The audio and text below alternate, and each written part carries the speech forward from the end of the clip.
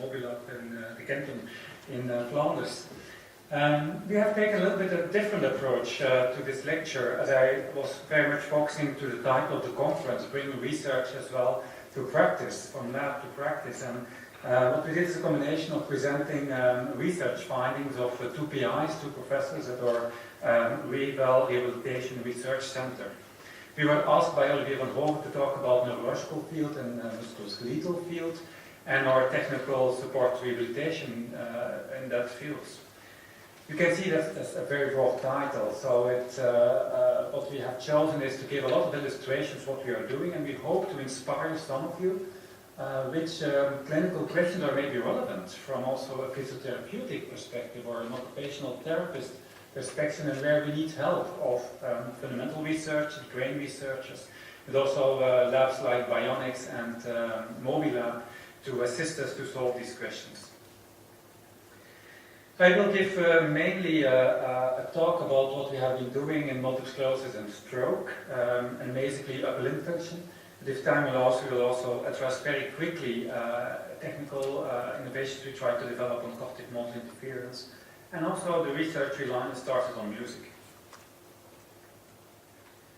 Well, our students are reviewing literature, and we all know that for upper limb function in MS, well, we have many devices, but we want to know if they work, and we have a lot of outcome measures, a lot of clinical outcome measures. But if you are very honest, even if these outcome measures are at the different levels of the ICF, see the pointer, so we have the body function level, capacity level, activity, capacity level, performance perceived and actual, and participation. Well, they all have a lot of limitations. They don't address the full complexity of performing unimanual or bimanual movements, carrying objects, manipulating objects, involving the trunk in these movements, etc., etc. So we need technology to address a part of the upper limb functions we need in daily life. And I like this study that was published by Ivangar, who is using instrumented objects and having force cells and accelerometers built in a can, like mimicking a can of Coke, and that has to be placed on the shelf or they have to drink. And I want to use this example as this requires different functions which are much more dynamic than only testing sensory function or motor strength. It's also requiring force stability, so the ability to have submaximal but stable force executed on an object, adaptivity, but also force endurance. If you manipulate objects in daily life, you have to be able to do that not only like once, but you have to be able to do that repeatedly, especially also if you are doing things like cooking or you have a job where you need a lot of manual dexterity. So in that sense, we have also reviewed the literature on, for example, muscle fatigability, motor fatigability. It's the same as saying you need endurance. Well, when you don't have sufficient endurance to keep on using your muscles, we talk that there is fatigability. The muscles are easily fatigable, which can be peripheral problems in the muscles, but in these kind of neurological conditions, it's more central, the ability to program during longer time muscle contractions. There are many different methods to do that, and most of them, so far in literature, have been focusing on maximal strength and the ability to perform a maximal contraction. For the upper limb function, you can do it with a simple hand grip device, which is commercially available. You look to the maximal contraction, and you are asking the patient to sustain the contraction during 30 seconds. And you simply calculate automatically the decline of muscle force after a while, because it's normal that your muscle strength is going down, but in healthy controls it's about 30%, whereas in MS patients on average is 40%. And why I want to emphasize on these type of approaches is that these are concepts that are relatively poorly measured, and while they are very much connected, as we will show in future publications, to the use of the arms in your daily life. Another example I want to give on assessment of upper limb and having simple technology but valuable for insights is manual dexterity, and many patients have to do pegboard tests in our assessment. For example, you have to place 9 pegs one by one in 9 holes and remove them again.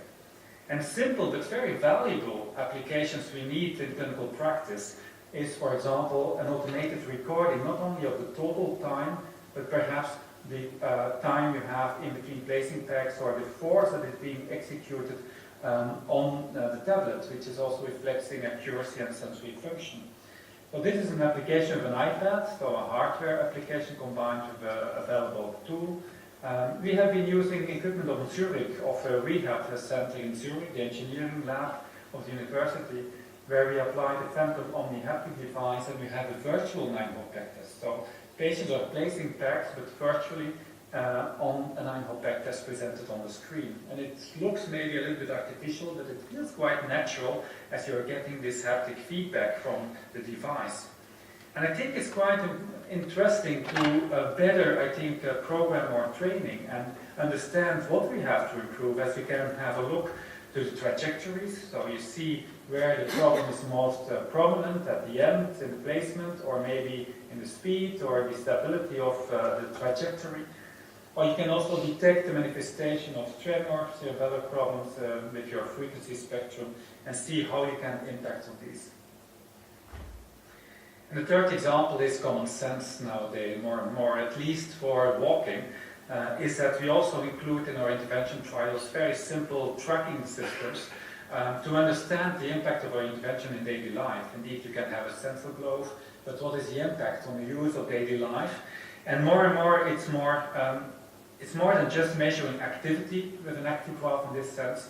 We have to try to understand the heat map of your two arms, like what is someone is doing, and based on the heat map, we can make allocations if someone is using the arm more during fine motricity movements, during bimanual movements, or during gross movements like combing your hair or just lifting your arms maybe to touch a switch.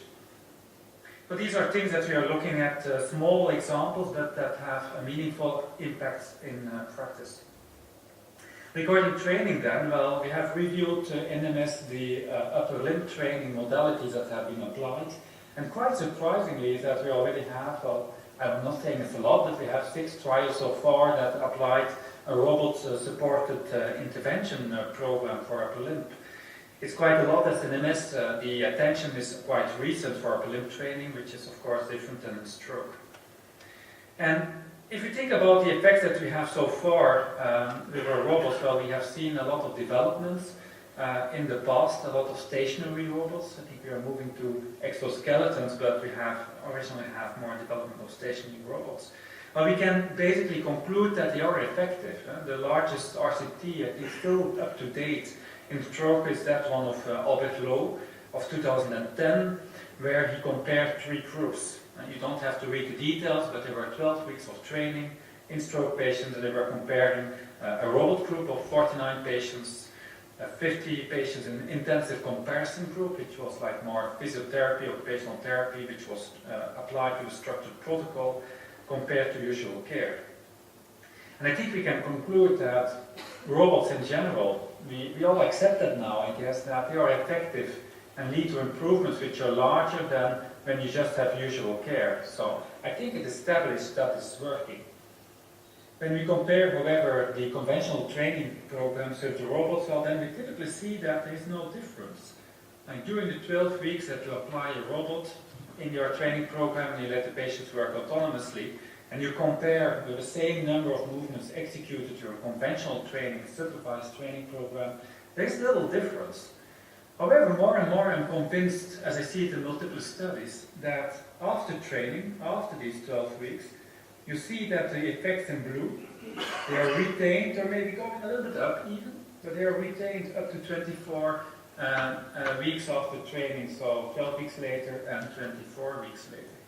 Whereas the other groups still have a benefit compared to the baseline, or the 0 line, but it's declining a little bit. And I have seen that in a couple of studies that it seems to be that the immediate effects are not different to conventional training, but the follow-up effects are. And I think that's a very important message. We have to understand what the robot is doing by facilitating a lot of intensive training. But there's also a downside of it, and I think this is really important to consider. Just as in medication trials, we have to look also to the adverse effects. We have to look to the safety. And the study of Albert Lowe of 2010 actually showed that indeed the number of patients complaining from pain, from stiffness, soreness, is clearly larger than during conventional training. And also fatigue was present in the stroke group, also in a small number of patients. And I think we really have to be very conscious about that and measure that as well, and understand how we can improve our robots and software systems and motor learning systems, that these occur less. And only if we do that, if engineers also collaborate with us on this aspect, we will have a large implementation, I think, of technology acceptance by therapists. So this is actually indeed a pledge that with all new technologies we have seen also for the upper limb, but it's actually also valid for gait or balance, is that we have to work on our games, and we can apply virtual reality and serious games, but we have to be careful about the adverse effects. We are increasingly implementing motor learning algorithms and therapeutic principles of serious games in our technology. We have been working a bit on that, but we have to look as well to the impact on the quality of the movement and other adverse effects that may be there. And I want to look in our own lab what we did and what we did maybe pay less attention to in the beginning. I will not repeat this project as I did this at the same conference, I think 1 or 2 years ago. We developed a virtual learning environment, we called it REVAL, an individualized technology and robot-assisted virtual learning environment, not just virtual reality, but a learning environment, which was actually applied with a haptic master and effector at the time, just because of convenience having that in our partner setting and consortium. But what we saw, of course, was that patients, they want to game and they want to obtain high scores, but it leads as well to problems in shoulder pain and fatigue. We have the same occurrences of there. So it's crucial that we are measuring compensations and give feedback visually or by vibration to the patients when movements are performed inadequate. You don't train arm movements if you move your trunk, your shoulder girdle, and you will have pain in your neck if you constantly try to lift your arm without having this supervision. And the second thing I want to come back to is this fatigue, not only subjective fatigue, but rather perhaps this muscle fatigue, this motor fatigue. As we have seen also clearly in our research that when you let patients perform a training during 15 minutes, that they have high performance levels relatively compared to their capacities. And the performance stays good during 15 minutes. They are so motivated to gain scores. But you see that there's an increase in fatigue in the arm, which is manageable, I think, in normal subjects or patients with a normal upper limb strength. So they increase from 0 to 4 on the VAS scale.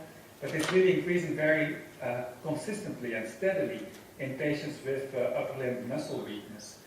I think we really have to develop algorithms to detect the problems if patients have problems and experience fatigue in our gaming and in our exercises, and that we have automatic adaptations as well of our technologies when these are occurring.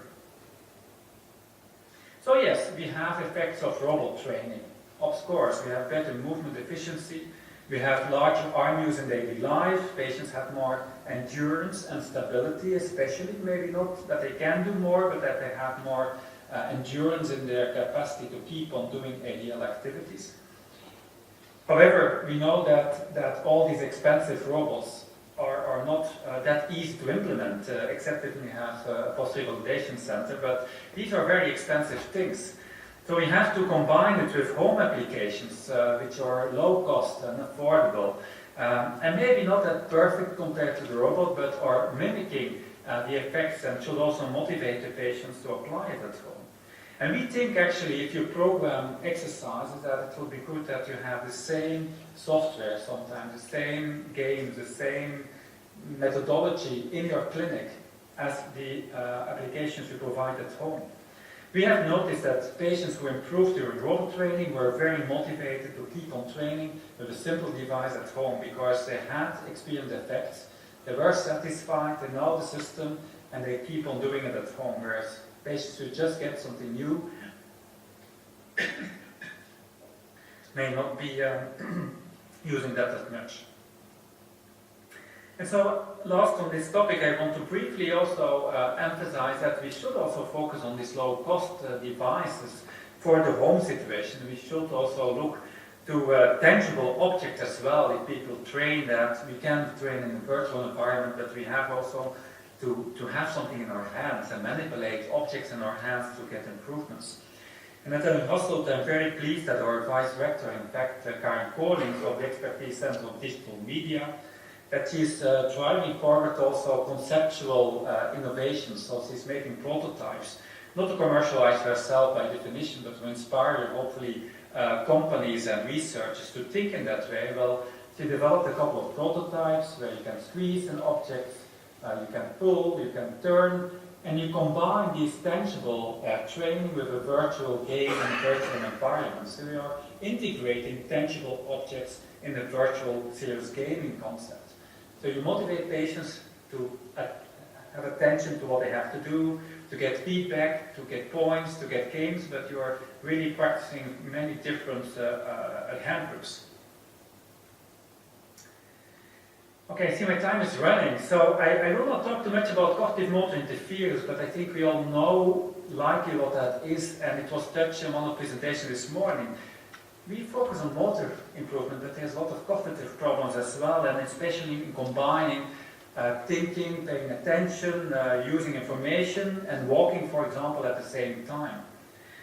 So I just want to inform that we have been collaborating with Flemish MS centers, but also the center in Liège, in Esneux, and some European centers to develop an interactive tablet to really assess and train not only the motor side, but also the cognitive side, and try to see whether single motor training is likely less good than double motor and cognitive training if you want to improve the combination of motor cognitive functions. So this is what this looks like, and I just presented for those in the room who have an interest in this area, as we are very keen to see if we can collaborate in project applications in this area. But we developed a whole system of exercises that can be applied while measuring gait as well and motor function, and where we have a good set of exercises where we monitor the cognitive capacity of the patient, and where we build in adaptivity. When the patient is performing well, he's getting more difficult exercise, or vice versa, and we are also detecting the motor performance at the same time. So this is a project with Flemish MS centers, with Liège, with EDM again, and also the PXL in Hasselt, Limburg.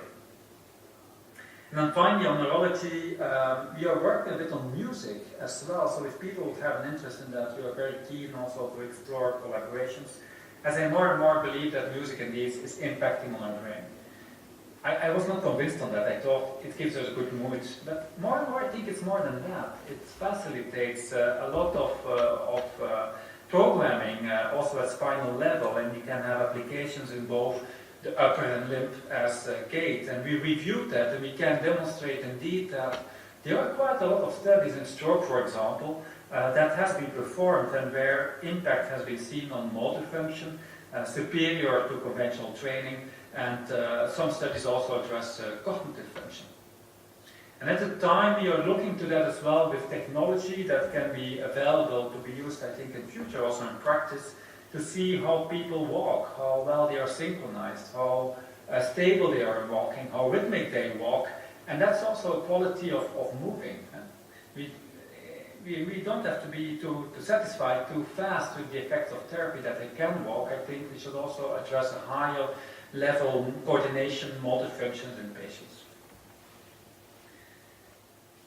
Good. If I allow 5 more minutes, I would quickly address the musculoskeletal field as well on behalf of Annick Timmermans, my colleague, which I have to apologize today. And she's coming from the neurological field, very interested in technology, but now applying it in the musculoskeletal field. So she is now establishing a couple of research lines to see if all this high-tech or low-tech technology can also be applied, for example, for low back pain. And we notice that there's a lot of literature in neurological rehab, but there's quite few attention or adaptation, I think, in the clinical field so far in the musculoskeletal field. So they are reviewing literature there, and they can say that there is a benefit of technological supported rehabilitation on pain, disability, and quality of life in patients with low back pain.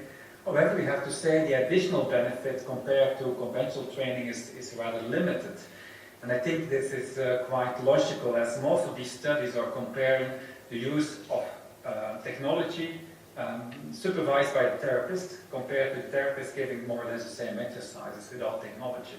That's the stage that many studies were looking at, not autonomous training of patients, but rather patient being supervised in doing analytical movement of the knee, for example, or the back, with very limited motor learning aspects in the technology incorporated. So there's need for more use of these motor learning principles in technology, and Thomas Mattheter is looking to an application with the Valido system, how that can be integrated for low back pain, and they look to the feasibility of this technology in ischemic pathologies and the effects of that. And this is a commercial device, so I don't want to say this is the best device, but it's something we could use, or she could use, where you can have spinal lumbar movements and pelvic movements in the cervical frontal plane, and also look to exercise for lumbar stability. And small pilot trials show that it is feasible and seems to have a clinical effect on functional activity levels. However, this is still a very small study. At the same line, as important as in neurology, also of course in patients with low back pain, it's important to look to the movement quality. What you can do simply with mirrors in daily practice, but what you can also do with other small low-cost technologies like the Kinect.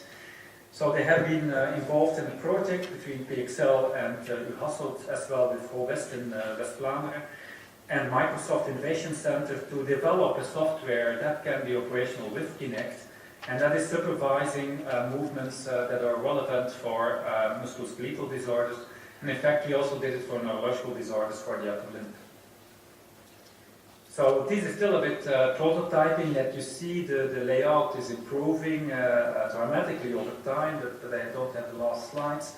But what you see clearly that you can mark some points of interest, like what is important to detect. Is it the amplitude of the arm during the movement? Is it the stability of the back? Is it the neck that you are monitoring? And if patients are doing it, they can mimic a therapist who is standing on the left side. You can indicate which element, which body segment is getting attention, but also not only the accuracy of the movement, but also the time that people need to do the movement, etc. And that is still a development project, and I think all of us who work with developing systems and testing it in patients, well, it's not that easy to get a system ready quick and have it fully operational to the best. Why do I say that? Well, you see that if you ask about credibility of the training device, or you ask about the expectancy, do you think this device will help you? Then typically you see that the patients are very fast in adopting the technology and are quite happy and have high ratings, but therapists are less quickly convinced that the technology is valuable. And in this case it's quite clear that the Kinect is poor in detecting lumbar movements of the spine, so it's not very accurate to measure the lower back, so it's clearly, and it's logical that they are less satisfied, therapists, with this device, as they consider they have a better observation and capacity to judge the quality of the patient's movement. So more work has to be done to find the best sensors and to satisfy also therapists to give to their patients. Garments is developing clothes to detect spinal movements. And there's an app developed where that can be programmed and detected together with the University of Eindhoven. It's Professor Markopoulos that is working on these applications as well. And they use the garments not only analytically to see if a patient can make a certain movement or a certain body posture, but also during functional activities, as are illustrated on this slide. And then to end with, we are only in the beginning of using also sensors, and these are mobile commercial technologies like XSense that are used for that, where we can see if that can be applied in clinical settings, in home settings, in private practices to measure meaningful movements of upper and lower extremities. So we try to write specific algorithms which are giving very relevant parameters. And the project that are running now are doing that for patients with degenerative hip conditions and after total hip placements, prosthesis. It's a project together with KU Leuven, Ilse Jonkers, and with the Ziekenhuis Ons Limburg, Dr. Korten. And in the domain also we are heavily involved now in the new cost action on wearable robotics for augmentation, assistance or substitution of human motor functions. It's of course not only about sensors, it's also about exoskeletons, and I think if people in the room are not aware about this cost action, but are interested, and I think immediately about the presenters I have seen beforehand, well, they can address us. We are mentioned committee member for Belgium, and we can assist if needed to invite you to workshops on European level and to try to streamline research in this area. Final slide. One thing that has not been addressed so far is that we also look to behavior of patients and to all kinds of app applications, because we think if we want to improve the patients regarding gait and mobility, patients should do also more. And do more is not only do more steps, but is also being more active in life, perhaps, being more socially active, being more work active. And we are also having projects with the Institute of Mobility, IMOC, at our university to develop algorithms to detect the activity profile of patients and to see if what we do to improve gait is reflecting on participation level and is meaningful for the patient's daily